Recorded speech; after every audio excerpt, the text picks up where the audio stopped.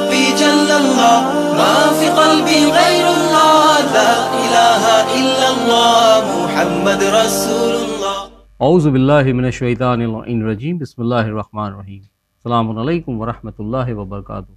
আল্লাহর রহমান রহিমের নামের সঙ্গে আপনাদের সকলের মঙ্গল কামনা করে প্রিয় অনুষ্ঠান মাসাইল জিন্দেগি বাংলায় আপনাদের সকলকে আমি রওশন আলী নাশাদ স্বাগতম জানাই। প্রিয় দর্শকবৃন্দ ও শ্রোতা মণ্ডলী, আপনাদের সকলের প্রশ্নের উত্তর কোরআন ও হাদিস ও আহলে বাইত আলাইহিমুস সালামের শিক্ষার আলোকে নেওয়ার জন্য আপনাদের আমাদের সকলের প্রিয় জনপ্রিয় এবং জ্ঞানী আলিমে দ্বীন জনাব মৌলানা শেখ সাবির রেজা সাহেব কিবলাকে স্বাগতম জানাই। বিনা কোনো ভূমিকায় সরাসরি অনুষ্ঠান শুরু করি। আজকের অনুষ্ঠানে আমি আপনাদের পাঠানো টেক্সট মেসেজ পড়ব, তারপরে অনুষ্ঠানের শেষে আপনাদের পাঠানো অডিও মেসেজ বা ভয়েসমেল প্লে করার চেষ্টা করব। প্রিয় দর্শকবৃন্দ, আসুন আপনাদের প্রিয় অনুষ্ঠান শুরু করি। আসসালামু আলাইকুম ওয়া রাহমাতুল্লাহি ওয়া বারাকাতুহু। মৌলানা সাহেব। ওয়ালাইকুম আসসালাম ওয়া রাহমাতুল্লাহি ওয়া বারাকাতুহু। ধন্যবাদ মৌলানা সাহেব অনুষ্ঠানে অংশগ্রহণ করার জন্য। আশা করি আপনি সুস্থ আছেন, ভালো আছেন। আলহামদুলিল্লাহ রওশন ভাই, আপনি কেমন আছেন? আলহামদুলিল্লাহ, আপনার দোয়া আছে মৌলানা সাহেব। প্রিয় দর্শকবৃন্দ, আসুন আপনাদের পাঠানো টেক্সট মেসেজ পড়ি, দেখি কার কি প্রশ্ন। আসসালামু আলাইকুম জনাব মৌলানা সাবির রেজা সাহেব, আমি নদিয়া জেলা থেকে সুরাজ শেখ বলছি। মৌলানা সাহেব, আমার প্রশ্ন হলো মিথ্যা এবং গীবতের মধ্যে পার্থক্য কি? মৌলানা সাহেব, যারা গীবত করে এবং যারা মিথ্যা কথা বলে এই দুই ব্যক্তি ইহকাল ও পরকাল কি শাস্তি পাবে, আপনি একটু বলবেন। ওয়া আলাইকুম আসসালাম ওয়া রাহমাতুল্লাহি ওয়া বারাকাতুহু। প্রিয় সুরজ ভাই, প্রশ্নের মাধ্যমে মাসাইল জিন্দেগি বাংলা অনুষ্ঠানকে সহযোগিতা করার জন্য ধন্যবাদ জানাই। মৌলানা সাহেব, আমাদের নিয়মিত দর্শক সুরজ ভাইয়ের প্রশ্ন যে মিথ্যা কথা বলা বা গীবত করা এই দুটা কি ধরনের গুনাহ, কি পার্থক্য, এবং যারা এই গুনাহে লিপ্ত থাকে তাদের ইহকাল ও পরকালে কি কি শাস্তি পাবে? ওয়ালাইকুম আসসালাম ওয়া রাহমাতুল্লাহি ওয়া বারাকাতুহু। আমার প্রিয় ভাই সুরাজ শেখ সাহেব, মিথ্যা কথা বলা মানে বাস্তব বা হকিকতের খেলাফ কিছু বলা। রওশন ভাই, জি, মিথ্যা মানে সত্যর অপোজিট, যেটা হকিকত না বা বাস্তব না সেটা বলা মানে মিথ্যা কথা বলা। জি। আর গীবত মানে কারোর বুরাই করা, কারোর মধ্যে কোনো খুদ আছে, আয়ব আছে বা কোনো এমন জিনিস দোষ আছে যেটা অন্যরা জানে না, শুধু হয়তো আমি বা আপনি জানি। তো আমরা যদি সেটাকে কারোর সামনে বর্ণনা করি, বয়ান করি, তার সম্মানকে আঘাত করার জন্য, তাকে ছোট করার জন্য, এটাকে গীবত বলা হয়। এটা যদি সে করে থাকে, মানে এই দোষ বা এই খুদ যদি তার মধ্যে থাকে, তাহলে এটাকে গীবত বলা হবে। আর যদি না থাকে আর আমি বলি, মনে করুন রওশন ভাইয়ের মধ্যে কোনো একটা দোষ নেই আর আমি বলছি যে রওশন ভাইয়ের মধ্যে এই দোষটি আছে, এটা মিথ্যা অপবাদ। আর যদি ওই দোষটি থাকে আর সেটা যদি আমি অন্যের সঙ্গে বর্ণনা করি আপনার সম্মানকে আঘাত করার জন্য, এটা হচ্ছে গীবত। রওশন ভাই, অনেক সময় মানুষ বলে, মান্নান সাহেব আমি তো সত্য কথা বলছি, যে তার মধ্যে এই জিনিসটা আছে বলে তো আমি বলছি, তো আছে বলে বলছো বলে এটা গীবত, যদি না থাকতো তাহলে এটা মিথ্যা অপবাদ হতো, যেটাকে বহতানও বলে। জাযাকাল্লাহ, ওকে বহতান বলে, ইলজাম, বহতান বা ইলজাম বলে, তো মিথ্যা অপবাদ। আছে বলে ওটা বলতে মানা, কেননা আল্লাহ সাত্তারুল উয়ুব, আমাদের কত আয়েব বা দোষকে আল্লাহ লুকিয়ে রেখেছে, যদি সেগুলো হয়তো পাবলিক জানতে পারে তো আমাদের থেকে ঘৃণা করবে, আমাদের সঙ্গে মিশতে পছন্দ করবে না। এমনকি রওয়ায়াতে উল্লেখ হয়েছে, আল্লাহ যদি তোমাদের রাজ ফাঁস করে দিত, মানে তোমরা গোপনে যে সমস্ত অন্যায় করো, পাপ করো, আল্লাহ যদি সেগুলোকে প্রকাশ করে দিত তো তোমাদেরকে দাফন করতে লোক আসতো না, মানে এত ঘৃণা করতো। তো আমার প্রিয় ভাই সুরাজ শেখ সাহেব, আশা করি বুঝতে পেরেছেন, মিথ্যা কথা মানে বাস্তবের খেলাফ বা হকিকতের খেলাফ কিছু বলা মানে মিথ্যা কথা বলা। আর গীবত মানে কারোর মধ্যে কোনো দোষ ত্রুটি যদি থাকে আর সেটা শুধু আপনি জানেন বা আমি জানি, সেটা অন্যরা জানে না, তো সেটা যদি অন্যদের সামনে বলা হয় তাকে ছোট করার জন্য, তুচ্ছ করার জন্য, সমাজের সামনে তাকে লজ্জিত করার জন্য, তো এটা হচ্ছে গীবত। এবারে এর শাস্তি কি ইহকালে ও পরকালে? তো মিথ্যাবাদীর ইহকালের শাস্তি হচ্ছে, যেটা বুজুর্গানে দ্বীনরা বলেছেন, যে তার সত্য কথার ওপর থেকেও বিশ্বাস চলে যায়। একজন মানুষ যদি মিথ্যাবাদী, রওশন ভাই, বিখ্যাত হয়ে যায়, সে যদি সত্য কথা বলে তো মানুষ তার উপর বিশ্বাস করেন। তো এই হচ্ছে দুনিয়ার তার প্রথম সাজা, যে তার সত্য কথার উপর থেকেও মানুষের ভরসা উঠে যায়, এই হচ্ছে। আর পরকালে তো মিথ্যার সাজা, কোরআনে লানাতুল্লাহ আলাল কাযিবিন বলা হয়েছে, আল্লাহ লানত হবে মিথ্যাবাদীদের উপরে, যারা মিথ্যা বলেছে, ইহকাল পরকালে আল্লাহর লানত হবে তাদের উপরে। আর আপনারা জানেন, আর গীবতের সম্পর্কে যেটা রওয়ায়াতের মধ্যে উল্লেখ হয়েছে, কোরআন বলছে, যদি তোমরা কেউ নিজের মৃত ভাইয়ের মাংস খেতে পছন্দ করো তাহলে গীবত করো। রশন ভাই চিন্তা করুন, কোন মানুষ মৃত খেতে পছন্দ করে? ঠিক ঠিক। তার উপরে নিজের মৃত ভাই, তোমার মৃত ভাইয়ের মাংস খেতে যদি তুমি পছন্দ করো তাহলে গীবত করো। নিজের ভাইয়ের মাংস খাওয়ার মতো গীবত করা মানে নিজের মৃত ভাইয়ের মাংস খাওয়া। কোরআন বলছে তোমাদের মধ্যে কেউ কে নিজের মৃত ভাইয়ের মাংস খেতে পছন্দ করে, সে গীবত করুক। যে মৃত ভাইয়ের মাংস খেতে পছন্দ করবে, কেউ এটা পছন্দ করবে না।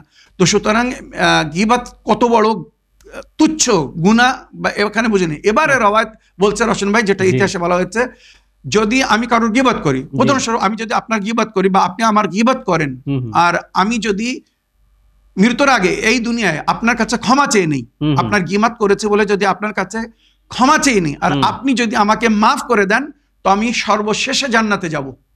রওয়ায়াত কি বলছে ভালো করে মন দিয়ে শুনবেন। যার গীবত করেছে সে যদি মাফ করে দেয় তো সর্বশেষে আমি জান্নাতে যাব। আর যদি আপনি আমাকে মাফ না করেন বা আপনার কাছে যদি আমি ক্ষমা না চাই, তো আমি সর্বপ্রথম নরকে যাব, জাহান্নামে যাব।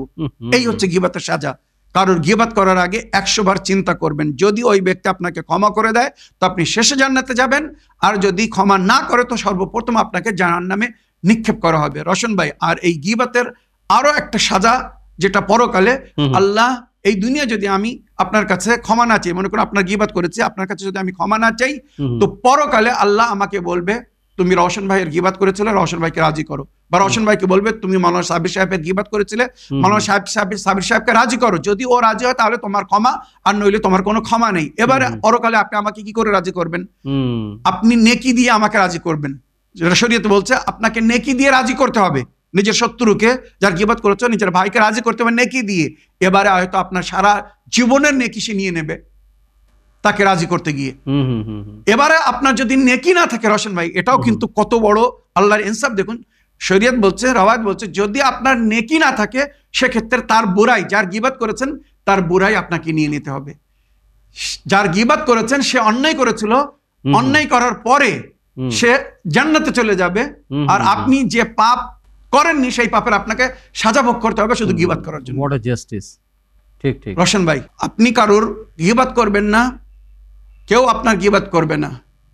মনে রাখবেন, সামিউল গীবা শरीकुल मुख्ताब। रोशन भाई, गीबत सुनने वाला गीबत करने वाले के बराबर है। মানে যারা গীবত শোনে তাদের মতো যারা গীবত করে। কেননা আমি যদি গীবত না শুনি সে গীবত করার সুযোগ পাবে না, তো আমি গীবত শুনে তাকে গীবত করার সুযোগ দিচ্ছি।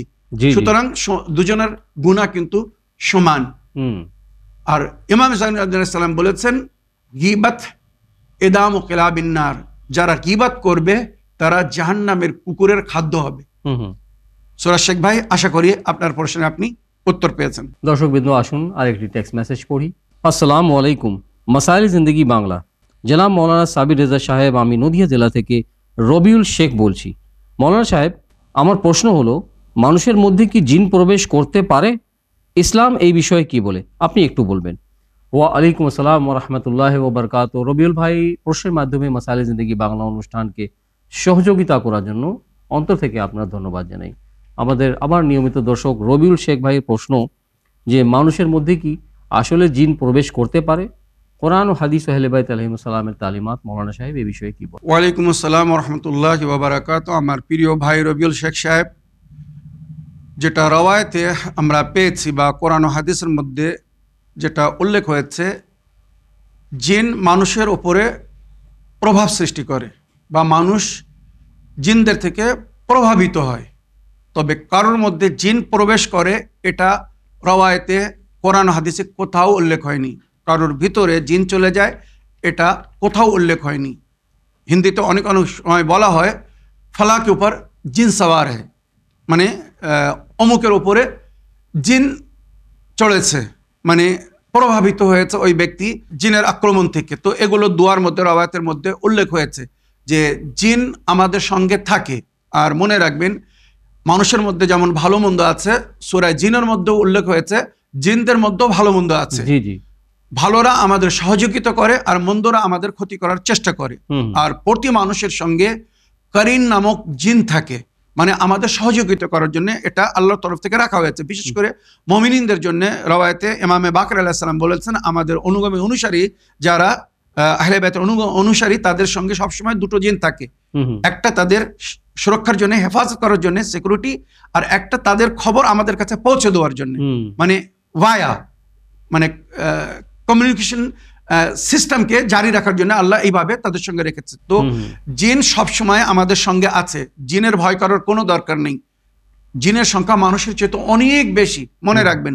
আর সমস্ত জায়গায় জিনেরা থাকে, যেমন বললাম জিন ভালো আছে, খারাপও আছে। ভালোরা আমাদের সহযোগিতা করে, জিনেরা আপসে লড়াই করে বা আমাদের রক্ষা করার জন্য।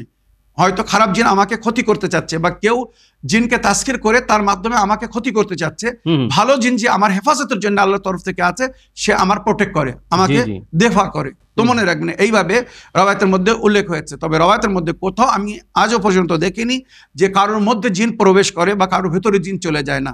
জিন মানুষের উপরে প্রভাব সৃষ্টি করে, মানুষের সঙ্গে থাকে বা মানুষের কাছে এসে ভালো করে আবার মন্দও করে, যেটা উল্লেখ হয়েছে। আশা করি আপনার প্রশ্নে আপনি উত্তর পেয়েছেন। আসুন আরেকটি টেক্সট মেসেজ পড়ি, দেখি কার কি প্রশ্ন, কে কি জানার ইচ্ছুক।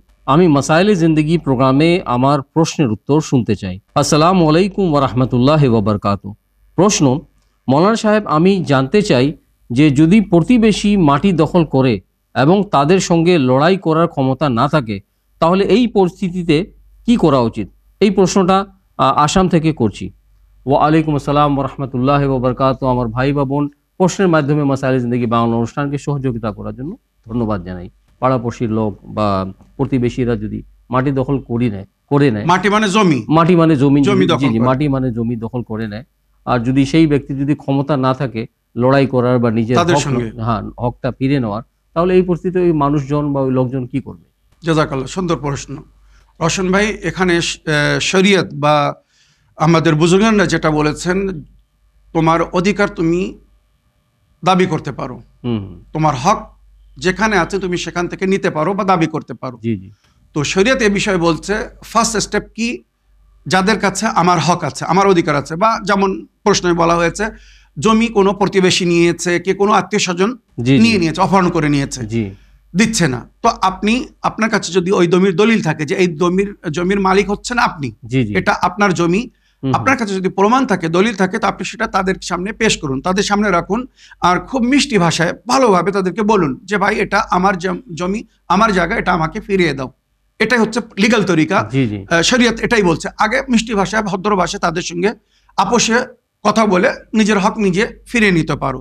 এবারে যদি তারা না দিতে চায়, মনে করুন আপনার হক, আপনার কাছে প্রমাণ আছে, দলিলও আছে যে এই জমিটা আপনার, কিন্তু পাড়াপড়শিরা তার উপরে কবজা করে রেখেছে, প্রতিবেশী কবজা করে রেখেছে, কি কোনো আত্মীয় স্বজন কবজা করে রেখেছে, তো যদি স্বেচ্ছায় বা সহজভাবে তারা না দেয়, এখানে শরীয়ত বলছে এখানে আপনি আইনের আশ্রয় নিন, আইনের মদদ নিন। মানে লিগ্যাল প্রসেসের মাধ্যমে, পুলিশ কেস হোক, কোর্টে কেস করে হোক, যেভাবে আপনার হক আপনি তাদের কাছ থেকে নিতে পারেন। তো আপনি কেস করুন, আপনার কাছে প্রমাণ আছে, তো যখন কেস করবেন তো নিঃসন্দেহে বিচার আপনার পক্ষে হবে, তাকে জমি ছেড়ে দিতে হবে, তাই সে যেই হোক, প্রতিবেশী হোক আর যেই হোক। তো আশা করি এই যে দুটো উপায় বললাম, আগে সরাসরি তাদের সঙ্গে কথা বলুন, আর যদি সহজভাবে তারা না মানে, তখন আইন বা কানুনের আশ্রয় নিন, কানুনের সাহারা নিন, এইভাবে নিজের অধিকার আপনি নিতে পারেন। প্রিয় দর্শকবৃন্দ, আসুন আরেকটি টেক্সট মেসেজ পড়ি, দেখি কার কি প্রশ্ন। আসসালামু আলাইকুম ওয়া রাহমাতুল্লাহি ওয়া বারাকাতুহু। হুজুর, আপনি কেমন আছেন? আশা করি আল্লাহর রহমতে ভালো আছেন। হুজুর, আমার একটা প্রশ্ন, হাঁটুর ব্যথার জন্য কোনো উপায় বলে দিন। এই প্রশ্নটা অন্যর জন্য করছি। কিছু বছর আগে অ্যাক্সিডেন্ট করেছিল, এখনও সেই ব্যথা আছে। বেশি চাপের কাজ করলে বেশি ব্যথা করে, তাই বলেছিলাম হুজুর দয়া করে কোনো উপায় বলে দিন। এই প্রশ্নটা মাসাইলে জিন্দেগি বাংলাতে উত্তর দেবেন। খুদা হাফিজ। ওয়া আলাইকুম আসসালাম ওয়া রাহমাতুল্লাহি ওয়া বারাকাতুহু। প্রিয় ভাই বা বোন, প্রশ্নের মাধ্যমে মাসাইলে জিন্দেগি বাংলা অনুষ্ঠানকে সহযোগিতা করার জন্য ধন্যবাদ জানাই। মৌলানা সাহেব প্রশ্ন করছেন যে অনেক দিন আগে বা অনেক বছর আগে অ্যাক্সিডেন্ট হয়েছিল, তার জন্য মানে হাঁটুতে ব্যথা এই পর্যন্ত মানে হয় আর কি। যদি বেশি চাপের কাজ করেন বা যদি ওরকম মানে কষ্টদায়ক কাম করলে ব্যথাটা বেশি হতে, এই বিষয়ে যদি কোনো চিকিৎসা থাকে বা রুহানি তালিম যদি হয়, তাহলে দয়া করে আপনি বললে সবাই আমরা উপকৃত হতাম।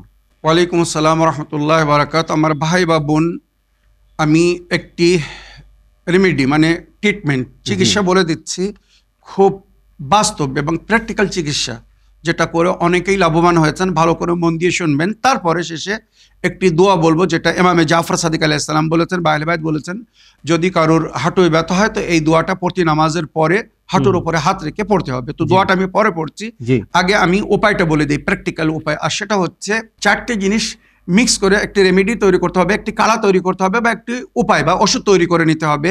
এটা খুব সহজ।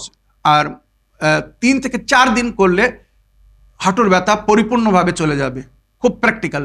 আর সেটা হচ্ছে কি রশন ভাই, 25 গ্রাম আদা, খুব বেশি না, 25 গ্রাম আদা নিতে হবে, 25 গ্রাম রসুন ছিলে নিয়ে এটাকে ভালো করে বেটে নিতে হবে। হ্যাঁ, শিলে বেটে নিন বা যেভাবে হোক এটাকে বেটে নিন।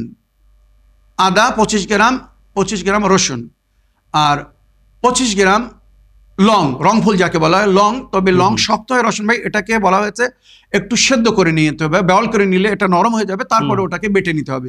তো 25 গ্রাম লং রংফুল সেদ্ধ করে ওটাকে বেটে নিবেন। আর 25 গ্রাম ফটকিরি পাউডার, 25 গ্রাম ফটকিরি সমস্ত জায়গায় পাওয়া যায়, ফটকিরি গুঁড়ো করে নিতে হবে 25 গ্রাম। 4টে জিনিস সমান সমতুল্য হবে নিতে হবে। এই 4টে জিনিস ভালো করে এক জায়গায় পিষে নিতে হবে। পিষে নেওয়ার পরে এর সঙ্গে যদি অ্যালোভেরার আঠা পাওয়া যায়, অ্যালোভেরার রস, তো অতি উত্তম। আর যদি অ্যালোভেরার রস না হয় তখন জাইতুনের তেল, জাইতুনের তেল অতি উত্তম। তো জাইতুনের তেল দিয়ে এটা মিক্স করতে হবে। মিক্স করে এবারে ওটা একটা জরি পেপারের উপরে, প্লাস্টিকের পেপারের উপরে রাখতে হবে, আর ওটা হাঁটুতে বেঁধে দিতে হবে। প্লাস্টিকের উপরে এই জন্য রাখতে হবে যাতে ওটা রস বাইরে না চলে যায়, কাপড় নোংরা না করে বা ছড়ায় না। সুতরাং ওটা প্লাস্টিকের উপরে রাখুন, তারপরে তার উপর দিয়ে কাপড় বেঁধে নিন। তো রাত্রে শোয়ার সময় এটা তৈরি করে হাঁটুর মালার উপরে রেখে এটাকে ভালো করে বেঁধে দিন। সকালবেলা ওটাকে ধুয়ে ফেলুন, কোনো অসুবিধা নেই। 3 থেকে 4 দিন যদি কেউ এটা করে রশন ভাই, পুরো মানে ব্যথা টেনে নেবে আর একদম নর্মাল হয়ে যাবে। খুব সুন্দর উপায়, কিন্তু এটা মনে রাখবেন। এবারে ইমাম জাফর সাদিক আলাইহিস সালাম বলেছেন, যদি কারোর হাঁটুয় ব্যথা থেকে থাকে তো প্রতি নামাজের পরে এই দোয়াটা সে যদি হাঁটুর উপরে হাত রেখে পড়ে আর আল্লাহর কাছে দোয়া করে তো ইনশাআল্লাহ খুব শীঘ্রই সে মুক্তি পাবে। বিসমিল্লাহির রহমানির রহিম। ইয়া আজওয়াদা মান আতা, ইয়া খায়রা মান সুইলা, ইয়া আরহামা মান ইস্তারহামা, ইরহাম যাফি ওয়া কিল্লাতা হিলাতি ওয়াফনি মিন ওয়াজিই আও ওয়াফনি মিন ওয়াজিই। এই দোয়াটা ছোট দোয়া, এটা হাঁটুর উপরে হাত রেখে পড়বেন। আর ওই রেমেডি যখন লাগাবেন তখন বলবেন, ইয়া ওয়াজউ ইয়া আলাম ইজহাব ইলা বাদানিল কুফার ওয়াল মুশরিকিন ওয়াতরুকনি বিহাক্কে মুহাম্মদ ওয়া আলিহি তাহিরিন। ইনশাআল্লাহ আশা করি এই উপায় অতি শীঘ্র 2 থেকে 3 দিনের মধ্যে ওই ব্যথা বা যন্ত্রণা থেকে মুক্তিদান করবে। আশা করি আপনার প্রশ্নের আপনি উত্তর পেয়েছেন। দর্শকবৃন্দ, আসুন আরেকটি টেক্সট মেসেজ পড়ি, দেখি কে কি জানার ইচ্ছুক। মাসাইলে জিন্দগিতে উত্তর জানতে চাই। সালামু আলাইকুম ওয়া রাহমাতুল্লাহি ওয়া বারাকাতুহু। আমি দিল্লি থেকে হালিমা বিবি বলছি। আমার একটি প্রশ্ন, অর্থসহ কোরআন শরীফ কোথায় পাওয়া যাবে বলবেন। মৌলানা সাহেব, আমি জোহর ও আসর নামাজ 2টার মধ্যে পড়তে পারবো কি না বলবেন। এবং আমার তৃতীয় প্রশ্ন, যে উজুর নিয়ত কি, এটাও দয়া করে বলবেন। আসসালামু আলাইকুম ওয়া রাহমাতুল্লাহি ওয়া বারাকাতুহু। ওয়া আলাইকুম আসসালাম ওয়া রাহমাতুল্লাহি ওয়া বারাকাতুহু। প্রিয় আপা বা বোন, প্রশ্নের মাধ্যমে মাসাইলে জিন্দেগি বাংলা অনুষ্ঠানকে সহযোগিতা করার জন্য ধন্যবাদ জানাই। বিবি হালিমা সত্যি খুব সুন্দর প্রশ্ন করছেন যে উনি জানেন না যে অর্থ সহ কোরআন কোথায় পাওয়া যাবে, 1 নম্বর। দ্বিতীয় প্রশ্ন, ওনার যে মানে জোহর এবং আসরের নামাজ কি একসঙ্গে পড়া যাবে? দুটোর সময় উনি পড়ে, হ্যাঁ দুটোর সময়, রাইট। এবং তৃতীয় প্রশ্ন, যে উযু করার সময় কি নিয়ত করার মানে কি নিয়ত করতে হবে? ওয়ালাইকুম আসসালাম ওয়া রাহমাতুল্লাহি ওয়া বারাকাতুহু। আমার প্রিয় বোন, আপনার প্রথম প্রশ্নের উত্তর আমি বলতে চাই, অর্থ সহ কোরআন মানে আহলে বাইতের তর্জমা যেটা বা আহলে বাইতের তাফসির যেটা, জি, এটা আমরা প্রিন্ট করেছিলাম বাংলাদেশের ঢাকায় হোসাইনি দালানে, কিন্তু দুঃখের বিষয় এটা বিতরণ হয়ে গেছে, ফুরিয়ে গেছে। এখন নতুন আর প্রিন্টিং করা হয়নি। আমরা চেষ্টায় আছি, ইনশাআল্লাহ যদি তৌফিক দান করেন, আমরা যদি সক্ষম হই, কেননা এর জন্য অনেক পয়সার প্রয়োজন। তো আমরা পুনরায় যখন প্রিন্ট করব আপনাদেরকে জানিয়ে দেবো। তবে এখন পিডিএফ ফাইল আছে যেগুলো আমাদের যে সমস্ত ভাইদের নম্বর স্ক্রিনের উপরে শো করা হচ্ছে, মাওলানা আলী রিজা সাহেব, হাবিবুল্লাহ খান সাহেব, তাফাদুল মল্লিক সাহেব, এনাদের সঙ্গে যোগাযোগ করে আপনি পিডিএফ ফাইল নিজের মোবাইলে নিতে পারেন, কোনো অসুবিধা নেই। 1 নম্বর। দ্বিতীয় আপনার প্রশ্ন ছিল যে আপনি দুটোর মধ্যে জোহর আসরের নামাজ পড়তে পারবেন কিনা। অবশ্যই পারবেন, যদি নামাজের সময় হয়ে যায়। মনে করুন আপনি যেখানে বসবাস করছেন ওখানে 12:30টার সময় জোহরের সময় হয়ে যায়, তো আজান হওয়ার সঙ্গে সঙ্গে বা নামাজের সময় হয়ে গেলে সঙ্গে সঙ্গে আগে আপনি জোহরের নামাজ পড়ুন, তারপরে তাকিবাত বা দুয়া পড়ুন, নফল নামাজ পড়ুন, তারপরে সঙ্গে সঙ্গে আসরের নামাজ পড়ুন। একই পার্টিতে 1 ঘন্টার মধ্যে 2 নামাজ আপনি পড়তে পারেন, কোনো অসুবিধা নেই। ঠিক, এটাই কোরআন হাদিসের মধ্যে বলা হয়েছে। আর আপনার তৃতীয় প্রশ্ন ছিল ওযুর নিয়ত কিভাবে করতে হবে। তো আপনি যদি নামাজের জন্য ওযু করেন তো নিয়ত হবে যখন মুখ ধুতে যাবেন তখন হাতে পানি নিয়ে নিয়ত করতে হবে যে আমি ওযু করিতেছি নামাজ পড়িবার জন্য, কুরবাতান ইলাল্লাহ, যথেষ্ট। বা অনেকে আরবিতে নিয়ত করে আর এইভাবে বলে নওয়াইতু আন আতাওয়াজ্জা লিস-সালাত আও লিইকামাতিস-সালাত কুরবাতান ইলাল্লাহ, নওয়াইতু আন আতাওয়াজ্জা লিইকামাতিস-সালাত কুরবাতান ইলাল্লাহ, নামাজ কায়েম করার জন্য আমি ওযু করিতেছি কুরবাতান ইলাল্লাহ, যথেষ্ট। এই বলে আগে চেহারাকে ধুতে হবে, তারপরে ডান হাত, তারপরে বাম হাত, তারপরে মাথার মশা, তারপরে ডান হাত দিয়ে ডান পায়ের মশা করতে হবে, বাম হাত দিয়ে বাম পায়ের মশা করতে হবে, মনে রাখবেন। আর যদি নামাজের সময় না হয়ে থাকে তখন নিয়ত করতে হবে পবিত্র থাকিবার জন্য ওযু করিতেছি কুরবাতান ইলাল্লাহ, আমি ওযু করিতেছি পবিত্র থাকিবার জন্য বা পবিত্র হইবার জন্য কুরবাতান ইলাল্লাহ, এই নিয়তে ওযু করুন। এবারে মনে করেন 1 ঘন্টা 2 ঘন্টা পরে নামাজের সময় যদি হয়ে যায় আপনি ওই অজুতে নামাজ পড়তে পারবেন, কারণ আপনি পাক। যদি অজু নষ্ট না হয়, যে সমস্ত জিনিস অজুকে নষ্ট করে দেয়, যদি সেগুলো না হয়ে থাকে ওই অজুতে সময় নামাজ পড়া যাবে, কোনো অসুবিধা নেই। তবে সুন্নত নামাজের জন্য পুনরায় অজু করা, যদি আপনি অজু করেও থাকেন তো নামাজের সময় হয়ে গেলে পুনরায় আরো একবার নামাজের নিয়ত করে অজু করে নেবেন, এটা উত্তম। তবে জরুরি না, কারণ আপনি যখন পাক আছেন ওই অবস্থায় আপনি নামাজ পড়তে পারবেন। আশা করি আপনার 3টে প্রশ্নের আপনি উত্তর পেয়েছেন। প্রিয় দর্শকবৃন্দ, আসুন এবারে সময় হচ্ছে আপনাদের পাঠানো শেষ টেক্সট মেসেজ পড়ার। দেখি কার কি প্রশ্ন, কে কি জানার ইচ্ছুক। সালামুন আলাইকুম মৌলানা সাহেব, রোশন আলী ভাই, আশা করি আপনারা উভয়ে ভালো আছেন। এই প্রশ্নের উত্তর প্রিয় অনুষ্ঠান মাসাইলে জিন্দেগিতে শুনতে চাই। প্রশ্ন এই যে মানুষ সব কিছু জানে ভালো কি মন্দ কি, সব বোঝার পরেও কেন খারাপ কাজের দিকে বেশি আকর্ষিত হতে চলে যাচ্ছে এবং ভালো কাজ থেকে বিরত থাকে, বা ভালো কাজ করার জন্য সেই রকম আগ্রহ দেখা যায় না যেমন দুনিয়া পাওয়ার জন্য আগ্রহ দেখা যায়। আজ দেখা যাচ্ছে যে নিজের মা বাবা ভাই বোন থেকে বেশি অন্যরা আপন হয়ে পড়ছে। কেন? ইউসুফ আলী, কুকরির পাড়, ধুবড়ি, আসাম থেকে বলছি। ওয়ালাইকুম আসসালাম ওয়া রাহমাতুল্লাহি ওয়া বারাকাতুহু। ইউসুফ ভাই, প্রশ্নের মাধ্যমে মাসাইলে জিন্দেগি বাংলা অনুষ্ঠানকে সহযোগিতা করার জন্য ধন্যবাদ জানাই। খুব সুন্দর প্রশ্ন, যে মানুষ সবকিছু বোঝে জানে তারপরেও ভুলের দিকে যাচ্ছে, অন্যায়ের দিকে যাচ্ছে, কেন? মানে ভালো কাজ করার সেরকম আগ্রহ দেখা যায় না, এবং নিজের আত্মীয়র নিজের আপনদেরকে তো শরীয়ত এই বিষয়ে কি বলে, আপনি যদি বলতেন তাহলে আমরা সবাই উপকৃত হতাম। ওয়ালাইকুম আসসালাম ওয়া রাহমাতুল্লাহি ওয়া বারাকাতুহু। আমার প্রিয় ভাই ইউসুফ সাহেব, আপনার চিঠি লেখার জন্য ধন্যবাদ জানাই, খুব সুন্দর প্রশ্ন করেছেন। আপনি যাদের কথা বলছেন এরা হচ্ছে স্বার্থপর, নিজের স্বার্থ যেখানে দেখে, লাভ যেখানে দেখে সেদিকে যায়, মনে রাখবেন, 1 নম্বর। দ্বিতীয়, এই যে অন্যায়ের দিকে টান বা একটি অ্যাট্রাকশন অন্যায়ের দিকে, এর কারণ হচ্ছে শারীরিক বা মানবিক অপবিত্রতা। শারীরিক বা মানবিক পবিত্রতা যারা মেনটেন করে না, তখন আস্তে আস্তে ভালো কাজের দিক থেকে তাদের মন উচ্ছেদ হয়ে যায়। মানে ভালো কাজে মন লাগে না, নামাজের দিকে মন লাগবে না, রোজার দিকে মন লাগবে না, কোনো নেকির দিকে মন লাগবে না। আবার শয়তান তাদেরকে খারাপের দিকে যখন আমন্ত্রণ জানাবে, স্বইচ্ছায় যাবে, সেখানে খুব ভালো লাগবে। তো এর কারণ হচ্ছে তাদের মানবিক এবং শারীরিক অপবিত্রতা। শারীরিক অপবিত্রতা মানে হয়তো গোসল ফরজ হয়ে আছে কিন্তু গোসল করে না, শারীরিক পাক না। আর যখন শরীর পাক না থাকে তখন শয়তান আক্রমণ করে বা তার নিকট হয়ে যায়। রশন ভাই, তো শারীরিক হিসাবে পবিত্রতা মেনটেন করতে হবে, আর মানবিক পবিত্রতা মানে গুনাহ থেকে বাঁচার জন্য বিরত থাকতে হবে। আর নাজিস এবং হারাম খাওয়া থেকে বিরত থাকতে হবে, দূরে থাকতে হবে। মানুষ নাজিস খাচ্ছে, হারাম খাচ্ছে, যার কারণে রওয়ায়াত বলছে এদের অন্তর, দিল কালো হয়ে যাচ্ছে। আস্তে আস্তে ওই জঘন্য, নাপাক বা অবৈধ মানে গড় হালাল জিনিস খাওয়ার কারণে এদের মন শক্ত হয়ে যাচ্ছে, পাথর হয়ে যাচ্ছে, ময়লা হয়ে যাচ্ছে। ওই জন্য ভালো জিনিস এদের অন্তরে জায়গা পাচ্ছে না। রশন ভাই, এইগুলো কিন্তু শরীয়তে বা রওয়ায়াতে উল্লেখ হয়েছে।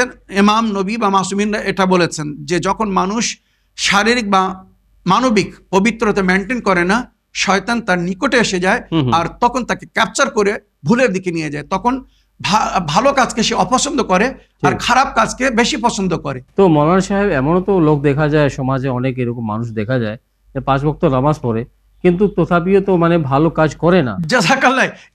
এই জন্য শরীয়ত বলছে কারোর ইবাদতকে দেখে তাকে ডিসাইড করো না, ডিসিশন দিও না। লোকজন ভালো ভদ্র লোক, যে নামাজ দেখে মামলাত দেখো, তার ব্যবহার দেখো। সে যদি সুচরিত্রবান হয়, তার ব্যবহার যদি ভালো হয়, তো সে সমস্ত কাজে ভালো হবে, ভালো নামাজ হবে, ভালো রোজাদার হবে। কিন্তু মানুষ নামাজ পড়ে মিথ্যা কথা বলছে, নামাজ পড়ে গীবত করছে, নামাজ পড়ে অন্যের অধিকার কেড়ে খাচ্ছে, নামাজ পড়ে অন্যকে ধোঁকা দিচ্ছে। এই যে জিনিসটা আপনারা শুনলেন, এইগুলোর মাধ্যমে মানুষ বলুন না, মানে মানুষ স্বার্থপর হয়ে যায়, নিজের লাভ দেখে সেখানে চলে যায়। ঠিক ঠিক ঠিক। ওই জন্য যেমন শেষে বললেন যে আপনদেরকে ছেড়ে দিচ্ছে, মাতা পিতাকে ছেড়ে অন্য দিকে যাচ্ছে। তো এখানে একটা বাংলা একটা কথা বলে, যখন তোমার কেউ ছিল না তখন ছিলাম আমি, এখন তোমার সব হয়েছে, পর হয়েছে আমি। তো মাতা পিতা বাল্যকাল থেকে আমাদেরকে এত কষ্ট করে লালন পালন করে মানুষ করেছে, যখন কেউ ছিল না মাতা পিতা ছিল। আর এখন বিয়ে হয়ে গিয়েছে, শ্বশুর এবং শাশুড়ি মা বাপের চেয়ে তো আপন হয়ে যাচ্ছে। এখন বউ নিজের বোন চেয়ে তো আপন হয়ে যাচ্ছে, বা আপনদের ভাইয়ের চেয়ে তো আপন হয়ে যাচ্ছে, শালারা বা বউ বা শালীরা বোনের চেয়ে তো আপন হয়ে যাচ্ছে। তো এগুলো মনে রাখবেন, এগুলো স্বার্থপরদের পরিচয়, যারা নিজের মানে স্বার্থ দেখে কাজ করে। তো আমার প্রিয় ইউসুফ ভাই, আশা করি আপনার প্রশ্নের উত্তর পেয়েছেন বা হকিকত বুঝতে পেরেছেন। প্রিয় দর্শকবৃন্দ, আসুন সময় হচ্ছে আপনাদের পাঠানো ভয়েসমেল প্লে করার। দেখি কে কি জানার ইচ্ছুক, কার কি প্রশ্ন। আসসালামু আলাইকুম রাহমাতুল্লাহি ওয়া বারাকাতুহু। আমি আসাম ধুবড়ী জেলা থেকে বলছি। এই কোশ্চেন মাসাইলে জিন্দেগির জন্য হুজুর সাহেবকে আল্লাহ পাক ভালো রাখুক, দীর্ঘ হায়াত দান করুক, এবং রওশন আলী দাদা সাহেবকে আল্লাহ ভালো রাখুক। আপনারা দুই ভাই মিলে বহুত নেক হায়াত ধরে আল্লাহ পাক এই দিনের কাজ চালিয়ে যাওয়ার তৌফিক দান করুক, আমিন। হুজুর সাহেব, আমার কোশ্চেন হচ্ছে আকিকার বিষয়। তো ছেলে সন্তানের আকিকার সময় মাতা পিতা দুইজনের ভিতরে কার নাম বলতে লাগে, আর নারী সন্তানের আকিকার সময় মাতা পিতা দুজনের ভিতরে কার নাম বলতে লাগে? হুজুর সাহেব জানাবেন। আসসালামু আলাইকুম রাহমাতুল্লাহি ওয়া বারাকাতুহু। ওয়া আলাইকুম আসসালাম ওয়া রাহমাতুল্লাহি ওয়া বারাকাতুহু। প্রিয় আপা বা বোন, সুন্দর প্রশ্নের মাধ্যমে মাসাইলে জিন্দেগি বাংলা অনুষ্ঠানকে সহযোগিতা করার জন্য আপনার ধন্যবাদ জানাই। মৌলানা সাহেব, নিয়মিত দর্শক মানে প্রশ্ন করছেন যে আকিকার সময় মাতা পিতার নাম কার নাম নিতে হবে, ছেলে হোক বা মেয়ে হোক। জি জি। ওয়ালাইকুম আসসালাম ওয়া রাহমাতুল্লাহি ওয়া বারাকাতুহু। আমার প্রিয় বোন, আকিকা করার সময় ছেলের সঙ্গে বা মেয়ের সঙ্গে তার পিতার নাম নিতে বলা হয়েছে। অমুক ইবনে অমুক ছেলের নাম, তারপরে ইবিন মানে ছেলে, কার বাপের নাম নিতে হবে, অমুকের ছেলের তরফ থেকে এটা আকিকা করা হচ্ছে। বা অমুক বিনতে অমুক, বিন্ত মানে মেয়ে, মেয়ের নাম নিতে হবে আগে, তারপরে বিন্ত, তারপরে তার পিতার নাম নিতে হবে। এইভাবে পিতার নামের সঙ্গে কুরবানি করতে বলা হয়েছে বা পিতার নামের সঙ্গে আকিকা করতে বলা হয়েছে। আশা করি আপনার প্রশ্নের আপনি উত্তর পেয়েছেন। প্রিয় দর্শকবৃন্দ, আসুন আর একটি অডিও মেসেজ প্লে করি। বিসমিল্লাহির রহমানির রহিম। আসসালামু আলাইকুম রাহমাতুল্লাহি ওয়া বারাকাতুহু। এই কোশ্চেনটি আমি মাসাইলে জিন্দেগিতে দিলাম। হুজুর সাহেবকেও সালাম, রওশন আলী দাদা সাহেবকেও সালাম। আপনাদের দুই ভাইকে আল্লাহ পাক বহুত বহুত ভালো রাখুক, সুন্দর রাখুক। আপনাদের দুই হুজুরের পরিবারকে সুস্থ রাখুক, ভালো রাখুক, আমিন। হুজুর সাহেব, আমার কোশ্চেন হচ্ছে, এই 5-7 বছর আগে লোকের বাড়িতে আমাকে নামাজ পড়তে ডাকতো। তো এখন নামাজের বিষয়ে লোককে তো না করতে পারি না। ওই আমাদের লোকে বলে আমাদের বাড়িতে অমুক মজলিস আছে, কজন মহিলা মিলে নামাজ পড়বো, তোমাকে দিয়ে মোনাজাত ধরাবো। তো আমি গিয়েছি, তখন ওই অনেক কয় বাড়িতে আমাকে বহুত খাওয়া জিনিসের সঙ্গে আমাকে বাঞ্জা দুটোনা করে খাওয়াইয়েছে। তো তখন এখন আস্তে আস্তে ওই বাঞ্জা দুটোনা রিয়েকশন করে আমার শরীরে বিভিন্ন রকম সমস্যা দেখা গিয়েছে। একটা দিনও হুজুর আমি সুস্থ থাকি না। আর বাড়ি থেকে বেরোনোর সঙ্গে সঙ্গে যেখানেই যাই আমাকে তো সব বাজার ইত্যাদি করতে হয়, আর মানুষ খালি আমাকে আমার দেহে চোখ লাগায়। তোমার চেহারা ভালো, তোমার স্বাস্থ্য ভালো। এইভাবে মুখের সামনে চোখ লাগাতে লাগাতে হুজুর আমার দেহে বিভিন্ন ধরনের সমস্যা দেখা গিয়েছে।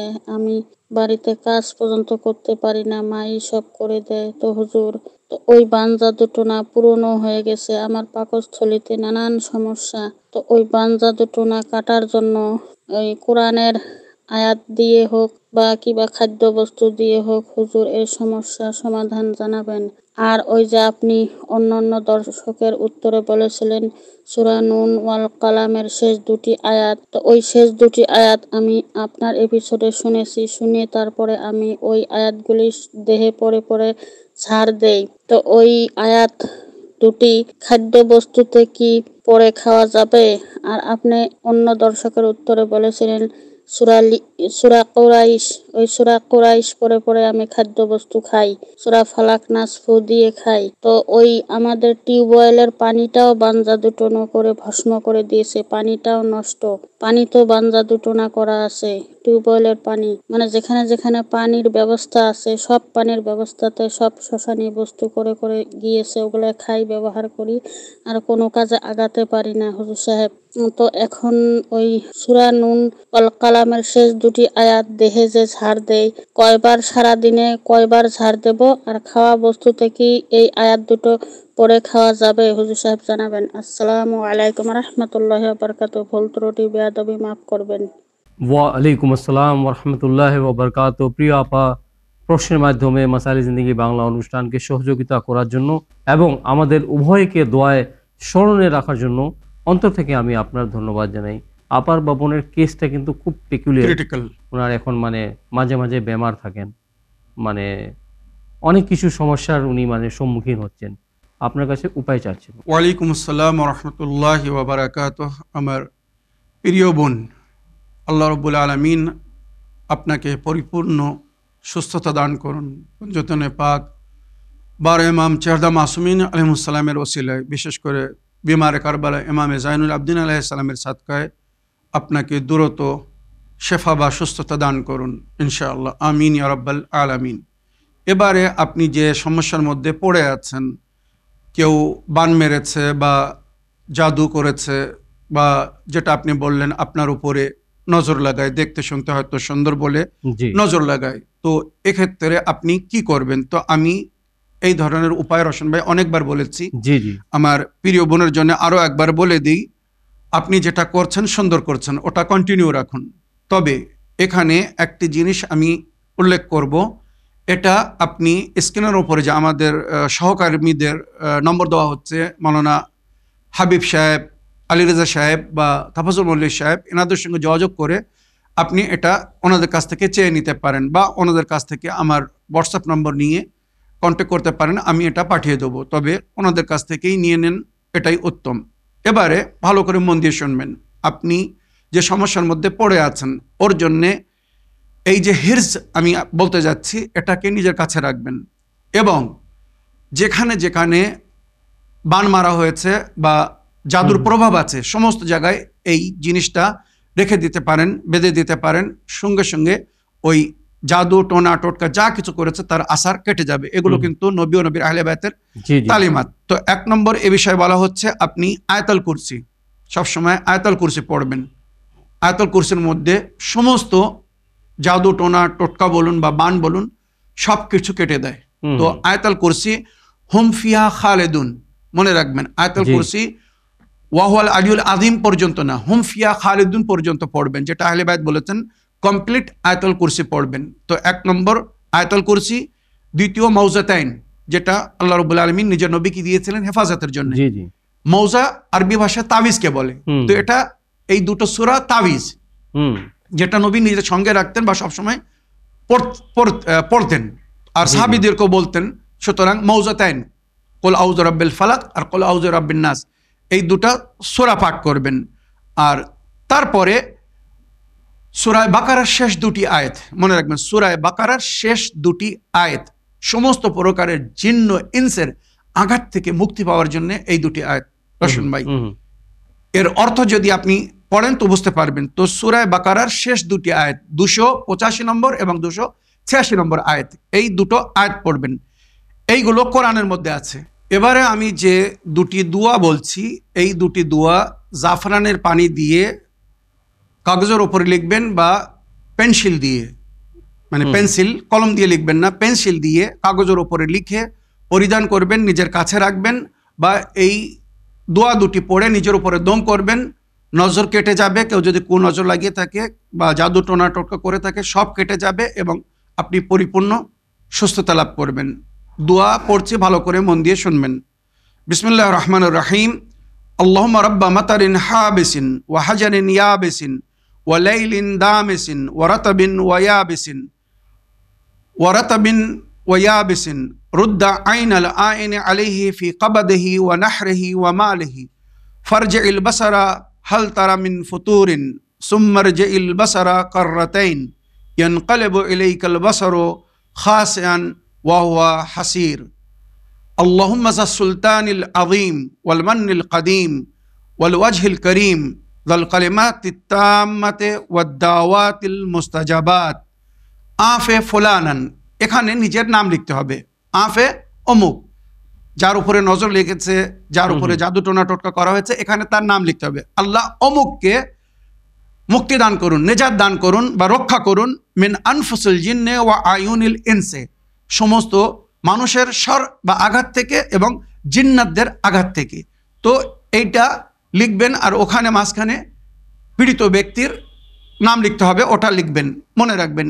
এটা পেন্সিল দিয়ে বা জাফরানের পানি দিয়ে লিখবেন। নবী করিম সাল্লাল্লাহু আলাইহি ওয়াসাল্লাম এই দোয়াটি পড়ে ইমামে হাসান ও হোসেন আলাইহিস সালামের উপরে দম করতেন, কারণ ওনারা দেখতে খুব সুন্দর ছিলেন, নজর লাগতো বলে। এটা পরে দম করে দিতেন, সঙ্গে সঙ্গে দুই ভাই সুস্থ হয়ে যেত, নইলে দুই ভাই অসুস্থ হয়ে যেত, অনেক সময় জ্বর আসতো। তো এটা নবী করিম সাল্লাল্লাহু আলাইহি ওয়াসাল্লাম তালিম দিয়েছিলেন। এবারে মাওলা আলী আলাইহিস সালাম বলেছেন, কেউ যদি কারোর উপরে কোনো প্রকারের জাদু করে থাকে তো এইটা লিখে নিজের কাছে রাখলে বা নিজের উপরে দম করলে তার সঙ্গে সঙ্গে জাদু কেটে যাবে। বিসমিল্লাহির রহমানির রহিম। বিসমিল্লাহি ওয়া বিল্লাহি, বিসমিল্লাহি ওয়া মাশাআল্লাহ, বিসমিল্লাহি ওয়া লা হাওলা ওয়া লা কুওয়াতা ইল্লা বিল্লাহ। ক্বালা মূসা মা জি'তুম বিহিস সিহরু ইন্নাল্লাহা সায়ুবতিলুহু, মা জি'তুম বিহিস সিহর ইন্নাল্লাহা সায়ুবতিলুহু ইন্নাল্লাহা লা ইউসলিহু আমালাল মুফসিদিন। فوقع الحق وبطل ما كانوا يعملون، فوقع الحق وبطل ما كانوا يعملون فغلبوا هنالك وانقلبوا صاغرين। এই দোয়াটা কেউ যদি লিখে নিজের উপর লিখে নিজের কাছে রাখে বা পড়ে নিজের উপরে দম করে, তো সঙ্গে সঙ্গে জাদু টোনা টোটকা যা কিছু যে করেছে তার কাছে ফিরে যাবে বা কেটে যাবে। এই যে দুটো দোয়া বললাম, শেষের দোয়া আর আগে যে কোরআনের আয়াত বা সূরাগুলো বললাম, এইগুলোকে হিরজ বলা হয়। এইগুলো কেউ যদি নিজের কাছে রাখে তো নজরে বাদ থেকে মুক্তি পাবে বা জাদু টোনা টোটকা থেকে মুক্তি পাবে। এইগুলো পড়ে আপনারা নিজেদের উপরে দমও করতে পারেন, বা কোনো খাদ্য বা পানির উপরে দম করে যদি কাউকে পান করিয়ে দেওয়া হয় তো সে সমস্ত প্রকারের জাদু টোনা টোটকা বা নজরে বাদ থেকে মুক্তি পাবে। আমার প্রিয় বোন, আশা করি আপনার জন্য যে উপায়টা বললাম এটাকে মেনটেন করবেন, আর বেশিরভাগ নিজেকে পবিত্র রাখার চেষ্টা করবেন। পবিত্র থাকবেন, পবিত্র পোশাক পরিধান করবেন, আর এইগুলো নিজের কাছে রাখবেন, প্লাস নিজের উপরে দম করতে থাকবেন। ইনশাল্লাহ খুব শীঘ্র আপনি পরিপূর্ণ সুস্থ হয়ে যাবেন। আর অ্যালোভেরার পাতার যে রস হয়, অ্যালোভেরার পাতার রস বা ভেতরের আঠাটা বাহির করে কিছুদিন সামান্য নুন মিক্স করে সূরা আলহাম 7 বার পড়ে, আর এই যে দুটো দোয়া বললাম এই দোয়া দুটো পড়ে ফু দিয়ে ওটা পান করুন। আপনার লিভারের পাকস্থলীর সমস্ত কষ্ট থেকে আপনি মুক্তি পেয়ে যাবেন, আর আগে যেমন সুন্দরভাবে স্বাভাবিক জীবন যাপন করছিলেন নর্মাল জীবন যাপন করতে পারবেন। আমার প্রিয় বোন, আশা করি যে উপায়টা বললাম এটা অ্যাপ্লাই করবেন। তো প্রিয় দর্শকবৃন্দ, আসুন এবারে সময় হচ্ছে অনুষ্ঠানের শেষ অডিও মেসেজ প্লে করার। দেখি কার কি প্রশ্ন, কে কি জানার ইচ্ছুক। সালামু আলাইকুম আমার প্রিয় ভাইজান, আপনার উপর আমার হাজারো লাখো কোটি সালাম। রওশন ভাইজানকেও আমার সালাম। আশা করি আপনারা ভালো আছেন, সুস্থ আছেন। ভালো থাকুন, সুস্থ থাকুন। আল্লাহ রব্বুল আলামিন আপনাদের দীর্ঘজীবী করুক, এই দোয়াটি আমিন ইয়া রব্বাল আলামিন। আমার প্রিয় ভাইজান, আমার প্রিয় নবী মোস্তফা মুহাম্মদ সাল্লাল্লাহু আলাইহি সাল্লাম যে উম্মতির জন্য সদাই দোয়া করতেন, আর সে এই দুনিয়া থেকে শেষ নিঃশ্বাস ত্যাগ করার আগে, পরলোকগমনের আগে কোন দোয়াটি করেছিল তার উম্মতির হেদায়েতের জন্য, সেই ব্যাপারে যদি আপনি একটু বিস্তারিত বলতেন আমরা সবাই উপকৃত হতাম। ভাইজান, আপনি ভালো থাকুন, সুস্থ থাকুন। আল্লাহ রাব্বুল আলামিন আপনাদের এইভাবে আল্লাহ সদাই আমাদের শিক্ষা দেওয়ার জন্য আপনাকে ও চ্যানেল উইনকে আমরা অসংখ্য ধন্যবাদ জানাই, আর সমস্ত টিমকে আমার দুরুদ ও সালাম। আশা করি আপনারা ভালো থাকুন, সুস্থ থাকুন, এই দোয়াটি সবসময় করি। আল্লাহ হাফেজ। জাযাকাল্লাহু খায়রু ফিদ দুনিয়া ওয়াল আখিরাহ। ওয়া আলাইকুম আসসালাম ওয়া রাহমাতুল্লাহি ওয়া বারাকাতুহু। প্রিয় আপা বা বোন, প্রশ্নের মাধ্যমে মাসায়েলে জিন্দেগি বাংলা অনুষ্ঠানকে সহযোগিতা করার জন্য এবং সহযোগিতা মানে আপনার নিয়মিত সহযোগিতা করার জন্য এবং উভয়কে দোয়ায় সদাই স্মরণে রাখার জন্য আমি অন্তর থেকে আপনার ধন্যবাদ জানাই। মৌলানা সাহেব, আমাদের নিয়মিত দর্শক।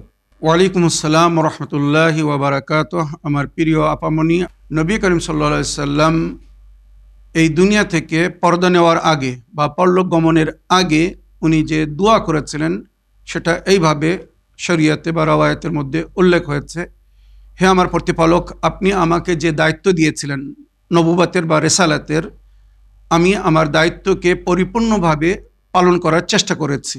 মানে রেসালাত বান্দাদের কাছে, আপনার বান্দাদের কাছে পৌঁছে দেওয়ার জন্য পরিপূর্ণ চেষ্টা করেছি। তারপরেও যদি এর মধ্যে কোথাও কোনো প্রকারের অভাব থেকে থাকে তো আল্লাহ আমাকে ক্ষমা করবেন। উনি এইভাবে দোয়া করেছিলেন এবং তারপরে বলেছিলেন, হে আমার প্রতিপালক, আপনি বা আপনার আদেশে কিয়ামত পর্যন্ত যাতে আমার উম্মত হেদায়েত পেতে থাকে, তো আমি তাদের হেদায়েতের জন্যে কোরআন আর কোরআনের সঙ্গে মানে কিতাব এবং কিতাবের সঙ্গে শিক্ষক আহলে বায়াতকে ছেড়ে যাচ্ছি।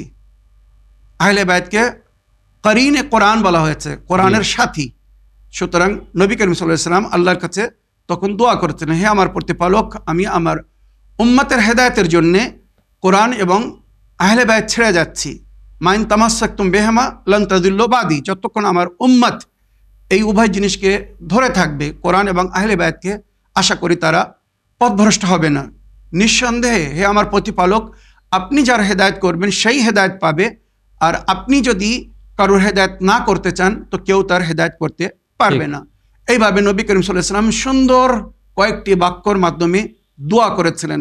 দোয়া করার পরে নবী করিম সাল্লাল্লাহু আলাইহি ওয়াসাল্লাম নিজের পরিবার বা নিজের সাহাবাদেরকে ওসিয়ত করেছিলেন যে আমার পরে তোমরা ঐক্যতাকে বজায় রাখার চেষ্টা করবে, মিলেমিশে দিনের কাজ করবে, কোনো বিষয় নিয়ে মতভেদ করবে না।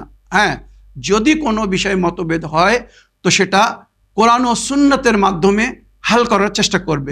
কোরআন এবং সুন্নতের মাধ্যমে তার সমাধান খুঁজবে। কোরআনের মধ্যে তার সমাধান আছে, সুন্নতের মধ্যে তার সমাধান আছে। আর এখানে বিশেষ করে একটি কথা নবী করিম সাল্লাল্লাহু আলাইহি ওয়াসাল্লাম বলেছিলেন, যেটা রওয়ায়াতের মধ্যে উল্লেখ হয়েছে, আর আমি আমার মুসলমান ভাইদের প্রায় 5 থেকে 7টি বইয়ের থেকে আমি এই রওয়ায়াতটা শোনাতে চাই। নবী করিম সাল্লাল্লাহু আলাইহি ওয়াসাল্লাম যেটা বলেছিলেন, ক্বালা রাসূলুল্লাহ সাল্লাল্লাহু আলাইহি ওয়াসাল্লাম সাইয়াকুনু মিন বাদি ফিতনা। নবী বলছেন, কত সুন্দর হাদিস। আর এর সূত্র আগে বলে দিই, ভালো করে মন দিয়ে শুনবেন। সূত্রগুলো সব কিন্তু আমার মুসলমান ভাইদের বই, আহলে সুন্নাত ভাইদের বই।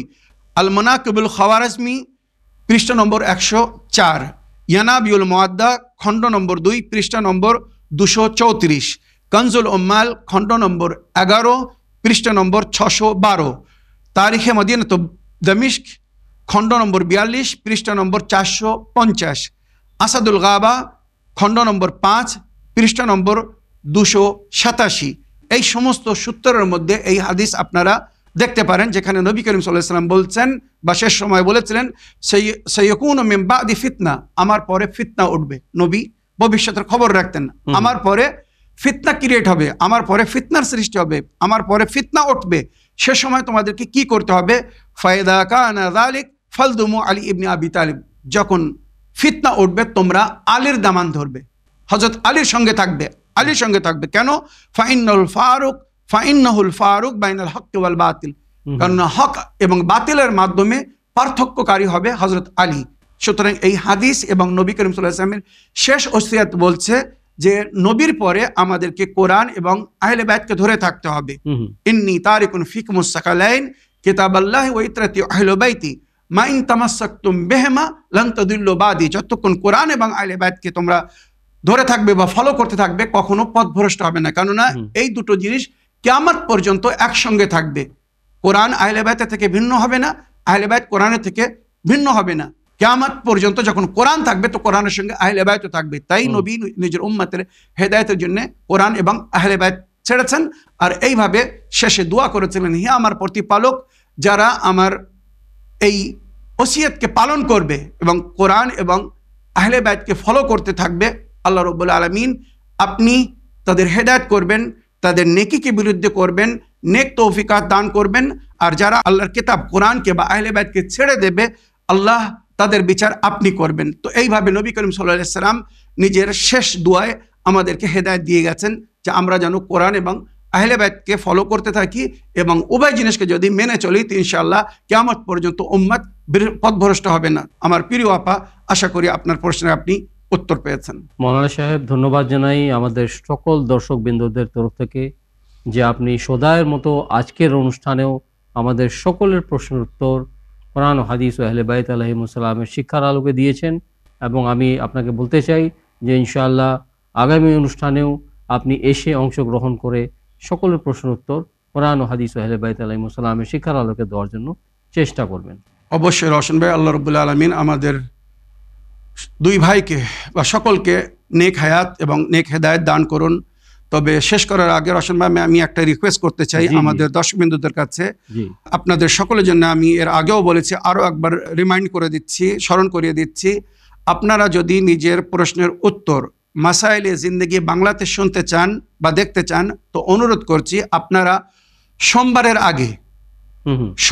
আগে নিজের প্রশ্ন পাঠিয়ে দেবেন। সোমবারের সন্ধ্যা পর্যন্ত নিজের প্রশ্ন যদি পাঠিয়ে দেন, কেননা মাসাইলে জিন্দেগির রেকর্ডিং মঙ্গলবারে হয়, তো সুতরাং মঙ্গলবারের আগে যদি আপনারা প্রশ্ন পাঠান তো সেই প্রশ্নের উত্তর শুক্রবারে পেয়ে যাবেন। যদি মঙ্গলবারে বা তারপরে প্রশ্ন পাঠান তো সেটা কিন্তু নেক্সট উইক মানে তারপরের সপ্তাহে চলে যাবে, আগামী শুক্রবারে চলে যাবে। তো এটার খেয়াল রাখবেন। মাসাইলে জিন্দেগির জন্য যদি কোনো প্রশ্ন পাঠান তো সোমবার সন্ধ্যার আগে পাঠিয়ে দেবেন, বাস এতটুকু রিকোয়েস্ট। আর আমাদেরকে দোয়াতে স্মরণে রাখবেন, এইভাবে যেন আমরা দিনের খেদমত করতে পারি বা আপনাদের প্রশ্নের উত্তর দিয়ে নিজেদেরকে কৃতজ্ঞ করতে পারি। আপনাদের প্রশ্নের মাধ্যমে মাসাইলে জিন্দেগি বাংলা এবং ইসলামিক বাংলাকে সহযোগিতা করতে থাকুন, দেখতে থাকুন আপনাদের প্রিয় চ্যানেল উইন। তো আশা করি ইনশাআল্লাহ আগামী অনুষ্ঠানে আপনাদের নতুন নতুন প্রশ্ন নিয়ে, নতুন নতুন মাসলা মাসাইল নিয়ে, দৈনিক জীবনের মাসলা মাসাইল নিয়ে আপনাদের সকলের সঙ্গে আবার সাক্ষাৎ হবে। তো এই বলে আজকের অনুষ্ঠান শেষ করার জন্য আপনাদের কাছে অনুমতি চাই। শুকরিয়া ও ধন্যবাদ। সালামুন আলাইকুম ওয়া রাহমাতুল্লাহি ওয়া বারাকাতুহু। بربي جل الله ما في قلبي غير الله لا إله إلا الله محمد رسول